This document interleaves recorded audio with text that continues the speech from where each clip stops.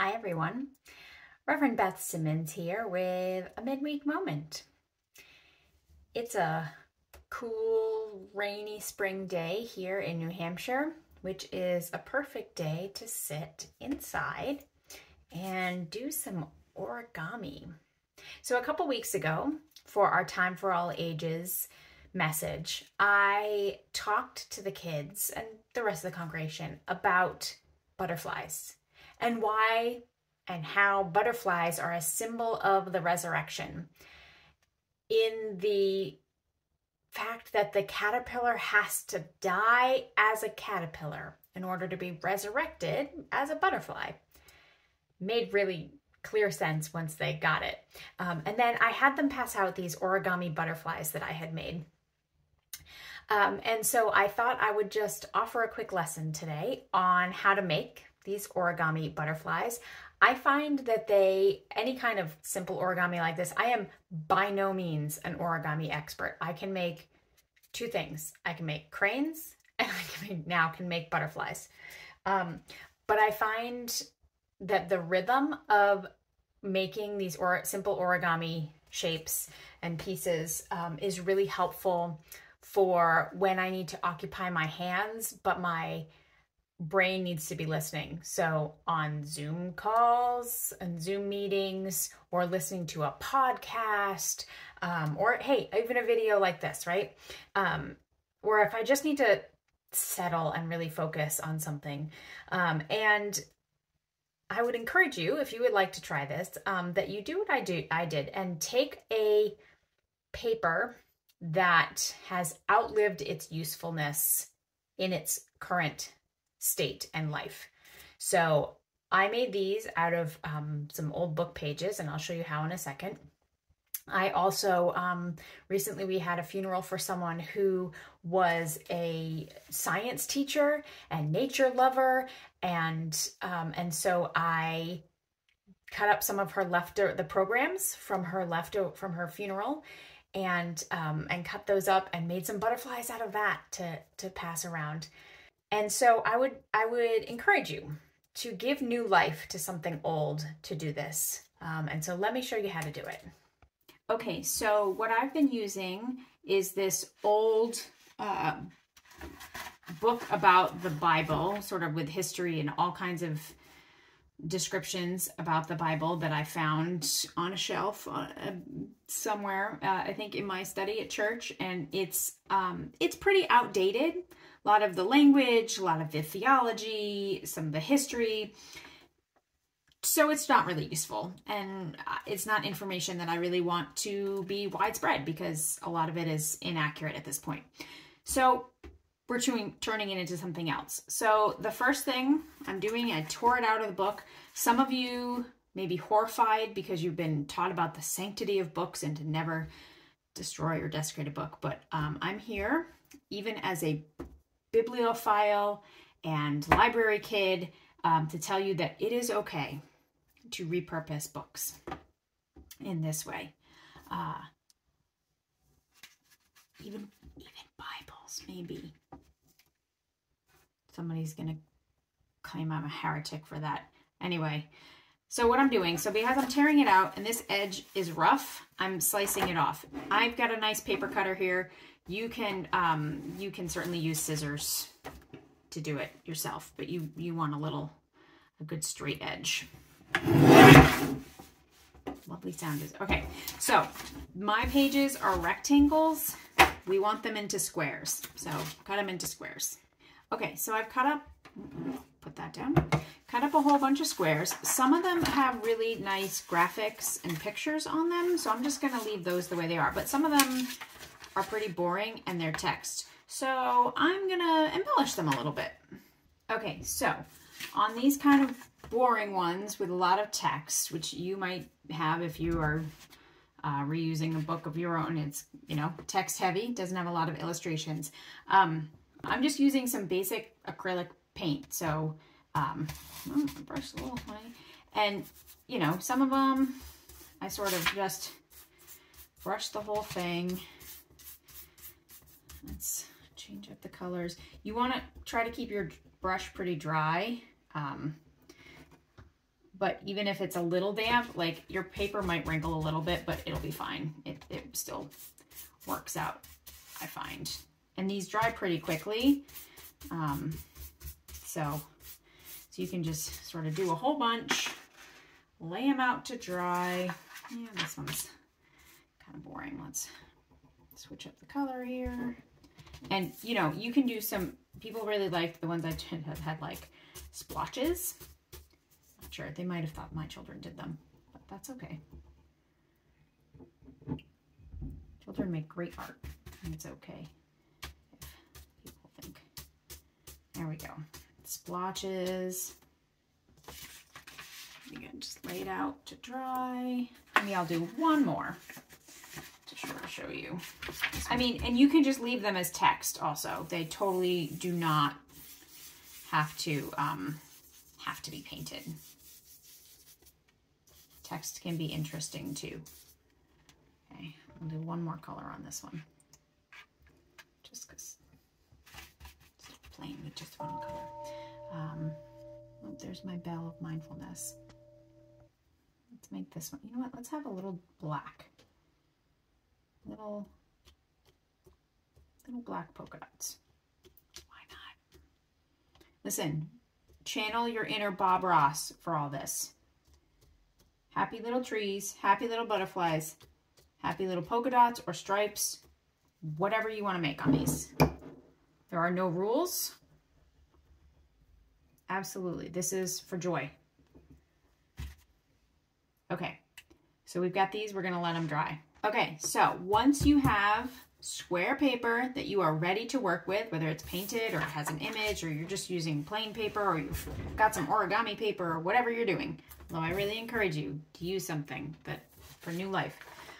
So the thing you want to notice is what side you want to be the sort of outside prominent colors that you're going to see, the side you're going to see. So when you've picked that side, you're going to fold it corner to corner diagonally with that side that you want to be the prominent side facing out. Okay, do that, and then I cut this one slightly not square. That is totally okay. All right, and then we will do it, unfold it and do the other way. Okay, so you're going to end up with diagonal lines. Then you're going to flip it over. No, you're not. You're going to do it this way, sorry. And you're going to fold it into squares rather than triangles. So same thing, fold it into rectangle, open it, flip it, fold it into another rectangle. Okay, make those good creases, and then you'll have squares across. Okay, so you have all these lines. So what you'll notice is that sort of can make a little pyramid. You're going to take this side with the triangles, and this is already folding in. You just want to fold it so that you actually just have a triangle. So did you see that? You take the creases and fold them. Fold one of your center straight crease it and make it into this, okay? You have a triangle. So then I'm going to zoom in a little bit on my hands here so you can really see what I'm doing. Okay, so then you're going to take one corner here and fold it up to the top of the triangle, leaving the other half down on the bottom on the desk or wherever you're doing it on the table. Okay, so then you're going to take this other corner and up to the top. Okay, so it will look like this. So you have this sort of little diamond and these triangles. Then you're going to take it, hold it with the triangle point on top, and flip it over so that you're looking at one solid triangle again, but with the point down. Then you're going to take that point, and again, you're only taking half of it, so the other half that you just folded is staying down, and you're going to fold it up like this.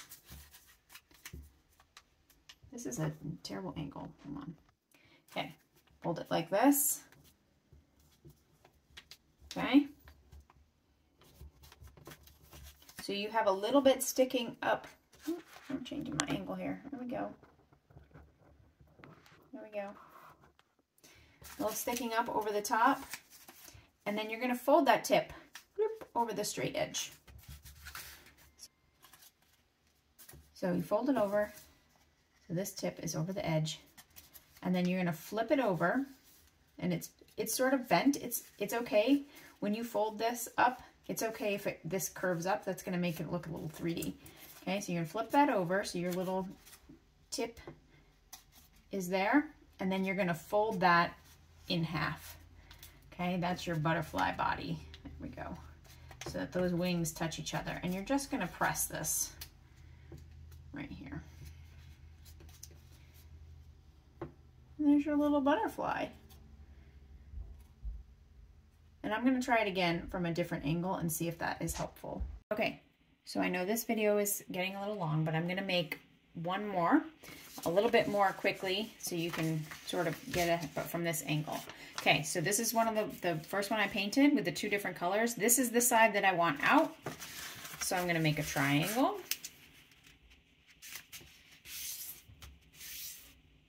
This is mostly dry.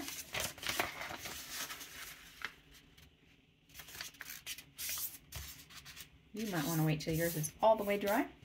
Okay, and then I'm going to flip it over.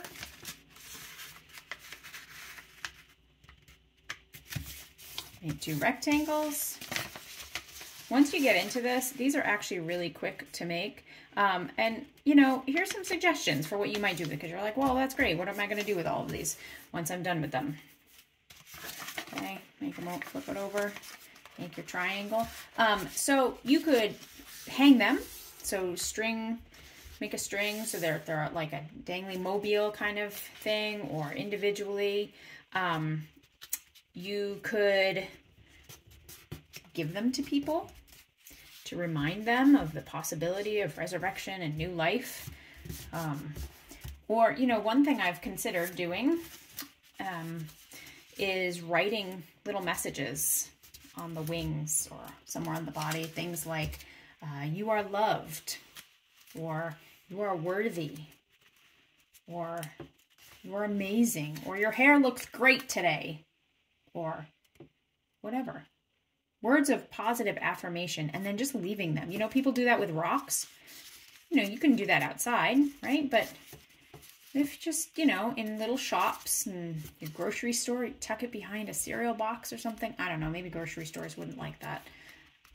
Don't come after me, grocery store managers. You know, but you could just take a nice marker or pen or something and write on here.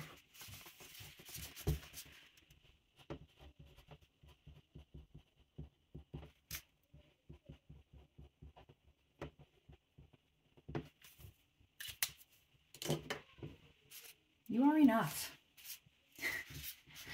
I totally didn't realize that this was like in the trans flag colors. Holy Spirit.